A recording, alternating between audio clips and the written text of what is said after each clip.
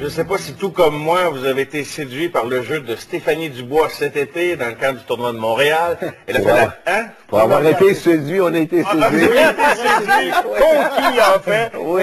Son passage au US Open. Ben, ce soir, on reçoit Stéphanie Dubois et on va l'accueillir maintenant. Et elle est accompagnée d'Hélène Pelletier. Hélène, qu'on peut toujours entendre comme analyste à RDS et qui a été... il fallait remonter un certain temps avant de voir une fille comme Stéphanie franchir la première ronde. C'est Hélène qui l'avait fait le dernier coup en 84. Bonsoir Stéphanie, comment vas-tu? Bienvenue. Elle veut mon bec aussi. Eh ben oui. Comment vas-tu, Ça va bien, Hélène? merci. Salut, Jacques, Bruno, ça va bien? Oui, ça va bien. Oui. Toujours sur un nuage, Stéphanie? Quand même. Oui, ça a été des super belles semaines. Ouais. J'ai mes tournois qui s'en viennent, alors je me prépare bien. Quand on vit des moments magiques comme ceux-là, là, il y a une petite pause, tu étais à la fin de tes vacances. Est-ce qu'il y a un certain retour, je dirais pas retour à la réalité, parce que c'est une fille qui a les deux pieds bien à terre, mais en ce sens que comment tu envisages l'avenir redescendu d'un nuage un peu, là? Je veux dire, est-ce que tu peux aller beaucoup plus loin que ce que tu as fait cet été? Ben, c'est sûr que j'ai profité de mes 2 super belles semaines. J'ai pris quelques journées de repos. Puis là, je m'entraîne vraiment pour bien performer dans mes prochains tournois. Puis je m'en vais au Nouveau-Mexique la semaine prochaine aux États-Unis. Puis après, je pars pour la Russie faire 2 tournois WTA. Te sens-tu différente? Non. Comme joueuse, plus confiante, comme personne aussi? C'est certain que confiance sur le terrain, j'ai beaucoup acquis de confiance avec mes matchs, puis mes 2 semaines. Ça a été vraiment 2 semaines où j'ai appris beaucoup sur moi-même, puis sur mon jeu. Hélène, je t'écoutais toujours aussi passionnée au micro, et tu as vécu les performances de Stéphanie et de Marie-Ève aussi avec beaucoup d'émotions. C'était tellement excitant parce que, selon moi, c'était un record qui tenait depuis bien trop longtemps, messieurs. Parce que, honnêtement, 1984, c'est long. Puis les filles passaient à chaque année tellement proches. Je me souviendrai d'un match de Marie-Ève à Toronto il y a quelques années. Menait 5-1 contre Machon à Washington au 3e set. Oui, hein, puis elle était venue tellement proche. Puis Mélanie Marois également. Oui. Je me souviens de ton match l'année dernière aussi, où tu étais tellement proche dans les points, dans les parties, mais ça glissait entre les mains. Manquait un petit quelque chose. Et puis, on le sait que nos filles, elles sont toutes proches des meilleures au monde, des 50 meilleures mondiales, parce qu'on les voit à l'entraînement, elles prennent des sets à l'entraînement aux meilleurs. Mais c'est quoi quelque chose qui fait qu'il a fallu attendre tout ce temps-là entre ta performance et celle de Stéphanie? Oui. Hein? C'est quoi le quelque chose qui manque? Ben, je pense qu'on peut pas se le cacher. On prend de l'âge, on prend de l'expérience, puis avec le temps, on réalise que ce n'est qu'une question de confiance qui fait la différence entre ceux qui vont se classer parmi les 50 meilleurs et ceux qui vont rester entre la 100e et la 200e place mondiale, qui vont être 250e. On n'a qu'à regarder sur le circuit. Souvent, on voit des joueurs qui sortent pour nous de nulle part, mais qui, en bout de ligne, ont fait leur classe eux aussi. Ils ont des Nadal dans les câbles. Ça arrive, ça, à Wimbledon, mais ils passent à côté de leur chance. Au plan chance. individuel, Hélène, il n'y a aucun doute que la confiance, je pense, c'est dans tout sport, dans la vie, au travail, les gens se reconnaissent là-dedans.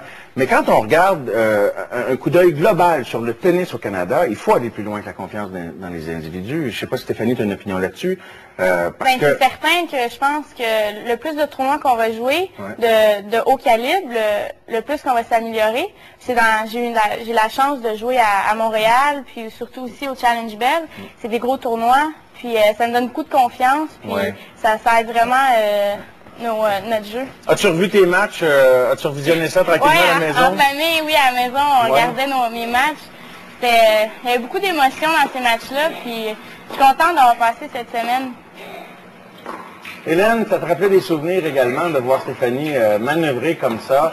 Selon toi, puis c'est délicat parce que Stéphanie est juste à côté de toi, et je sais que tu as beaucoup d'affection pour nos joueuses et nos joueurs. Oui. Est-ce que Stéphanie est capable de grimper dans le classement davantage? Très certainement. Moi, j'ai aucun doute là-dessus parce que on regarde ces filles-là à l'entraînement, elles n'ont absolument rien à envier aux autres. C'est une question, comme le disait Stéphanie, justement, de prendre l'expérience dans les grands matchs. Le problème au Canada, Marius, c'est pas compliqué. C'est ce qu'on en passant, les images.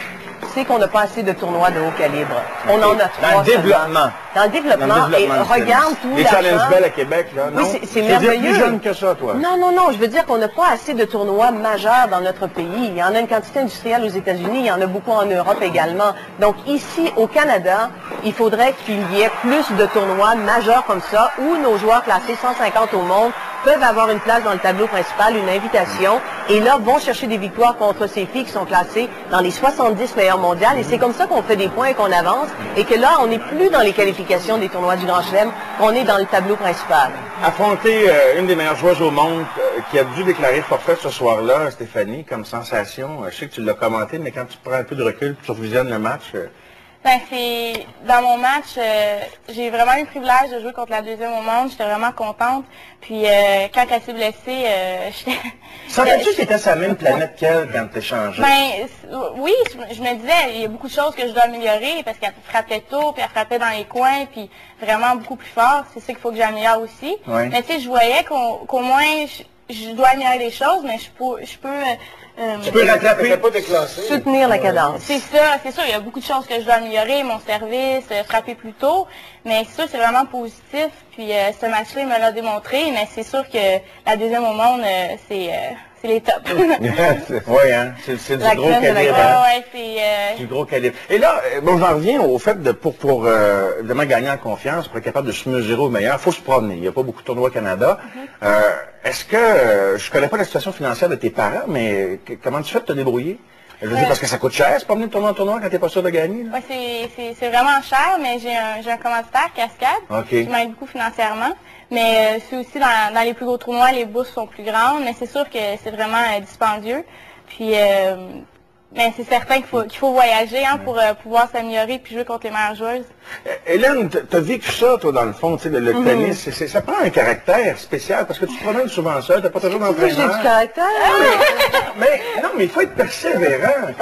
Oh oui, c'est extrêmement difficile, parce que nous, évidemment, lorsqu'on regarde ça à la télévision, on a l'impression de regarder un rêve, un conte de fées, quelque chose de tout à fait exceptionnel, la limousine qui vient nous chercher là, à l'entrée du stade, on signe quelques autographes, on se rend à l'hôtel et tout ça, c'est merveilleux. Oui. Mais en bout de ligne, c'est énormément de tennis, et les trois quarts du temps, honnêtement, on n'a pas nécessairement toujours le goût de se défoncer à 100%. Donc, c'est vraiment une discipline de tous les jours. Pendant que les amis s'amusent, nous, on est loin de notre famille, loin de nos amis, on s'y donne à 100%, on vit...